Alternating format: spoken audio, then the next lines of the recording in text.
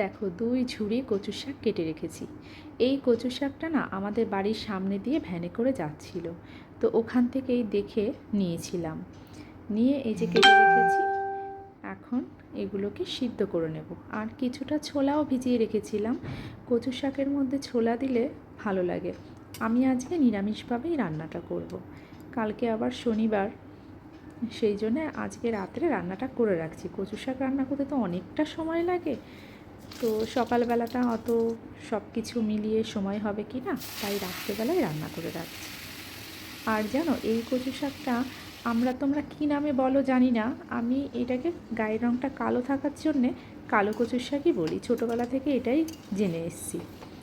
আমাদের বাড়ির পাশে একটা মামি আছে, ওই মামির মাদের বাড়ির পেছনে বিল বিল যাকে বলে, ওই জল ভর্তি থাকে।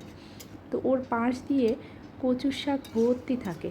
তো ওই দিদা যখন আসতো আমাদের বাড়িতে, তখন মাঝে মধ্যেই এই কচু শাকটা নিয়ে আসতো।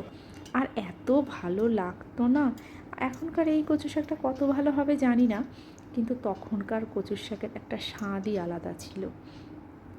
আর আমরা এইটা খুবই মজা করে খেতাম। দেখো, গল্প করতে করতে রান্না হয়ে গেল। এবার মেয়েকে একটু দেখছি টেস্ট করার জন্য কেমন লাগলো। এখন তাহলে আসি।